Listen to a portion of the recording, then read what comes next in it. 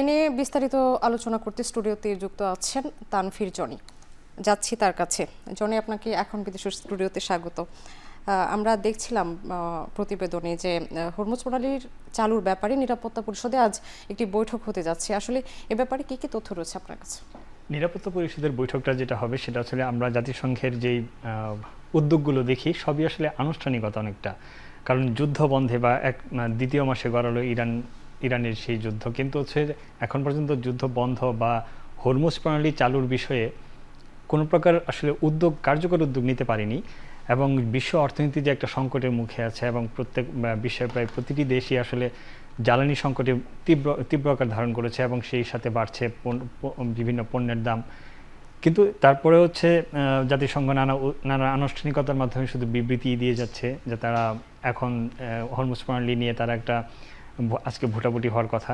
সেখানে হচ্ছে যে প্রস্তাবটি আসলে আনা হচ্ছে বাহরাইনের উদ্যোগে, সেখানে এরই মধ্যে চীন এবং রাশিয়া এবং যাদের ভেটো ক্ষমতা আছে বা যারা ইরানের মিত্র হিসেবেই অনেকটা পরিচিত, তাদের উদ্যোগের কারণে আসলে প্রস্তাবটি খুব বেশি আসলে অনেকটা দুর্বল বলা যায় আর কি। কারণ হচ্ছে এখানে হরমুজ প্রণালী চালুর বিষয়ে যে মূলত যে উদ্যোগটা বা যে প্রধান উদ্যোগটা ছিল যে বল প্রয়োগের বিষয়টা, যেমন আমার এই বিভিন্ন দেশের জাহাজ চলাচলে ইরান যদি সেটাকে আক্রমণ করে সেক্ষেত্রে হচ্ছে অন্যান্য দেশগুলো বা জাতিসংঘের সদস্য দেশগুলো সেটিকে রক্ষার জন্য সামরিক শক্তি প্রয়োগের একটা ক্ষমতা ছিল। কিন্তু চীন এবং রাশিয়ার ভেটোতে সেটা আসলে অলরেডি এর মধ্যে দুইবার হচ্ছে সেটি খসড়া হয়েছে প্রস্তাবটি। আজকে সেটি মোটামুটি একটা পর্যায়ে দাঁড়িয়েছে, কিন্তু প্রস্তাবটি আসলে খুবই দুর্বল এবং সেটি যদি পাসও হয় সেখানে আসলে কারোর আসলে কোনো স্বার্থ রক্ষা হবে না। এবং এই ক্ষেত্রে সবচেয়ে বড় বিষয় হচ্ছে এখানে যদি যুক্তরাষ্ট্রের স্বার্থটা রক্ষা না হয় তাহলে সে ভেটো দিবে। পাশাপাশি ইরান বা অন্যান্য দেশের যদি স্বার্থ রক্ষাটা না হয় তাহলে চীন এবং রাশিয়া তারা ভেটো দিবে।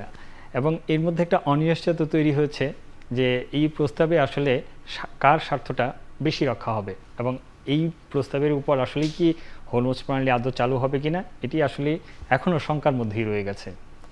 হ্যাঁ তানভীর, আরও একটি প্রশ্ন আপনার কাছে জানতে চাই, সেটি হলো যে ট্রাম্প যদি ইরানের সেতু বিদ্যুৎ কেন্দ্র গুঁড়িয়ে দিতে চাইছে, এর মধ্যে আমরা জেনেছি, তো এই ব্যাপারে যুক্তরাষ্ট্র হরমুজের নিয়ন্ত্রণ আসলে নিতে পারবে কিনা? ট্রাম্প অনেক কিছুই বলেন এবং যুদ্ধ শুরুর পর থেকেই তিনি বলে আসছেন। এতদিন আমরা দেখলাম যে প্রথমে তিনি 7 দিনের আলটিমেটাম দিয়েছেন, তারপর সেটিকে বাড়িয়ে 10 দিন করেছেন।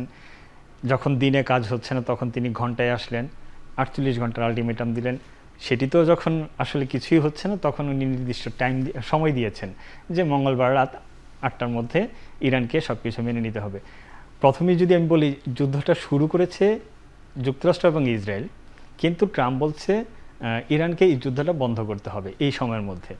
যুদ্ধ যে শুরু করেছে তারই আগে উদ্যোগটা নেওয়া উচিত, কিন্তু ট্রাম্প তার নিজের বক্তব্য এবং তিনি এর আগে বলেছেন হরমুজ প্রণালী বিষয়ে তার কোনো আগ্রহ নেই এবং মধ্যপ্রাচ্যের যেই জ্বালানি এটার উপর যুক্তরাষ্ট্র নির্ভরশীল নয়, বরঞ্চ যারা এই হরমুজ প্রণালীর জ্বালানির উপর নির্ভরশীল, বিশেষ করে এশিয়ার দেশগুলো বা চীন জাপান, তাদেরকে উদ্যোগ নিয়ে এগিয়ে আসার জন্য এই প্রণালীটি নিরাপদ করার জন্য তিনি তাদেরকে আহ্বান জানিয়েছেন যে এখানে যুক্তরাষ্ট্র মাথা ঘামাবে না।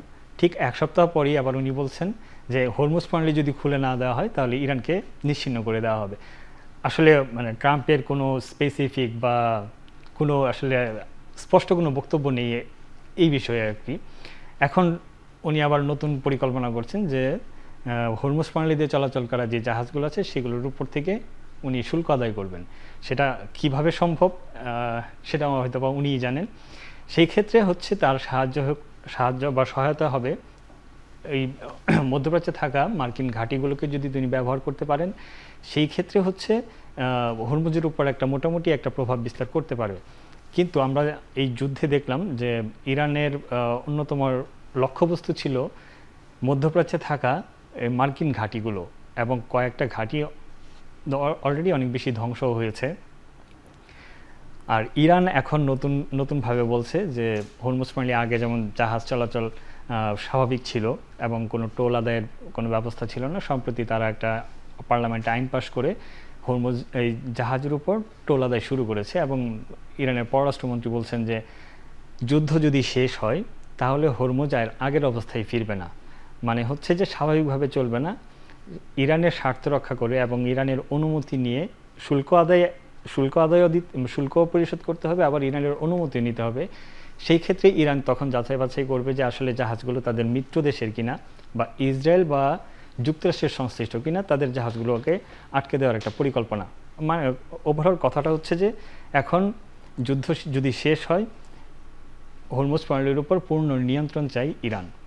আর যুদ্ধে আসলে কার জয় হবে সেটা এখনও অনিশ্চিত, ভবিষ্যৎ কোন দিকে যায়।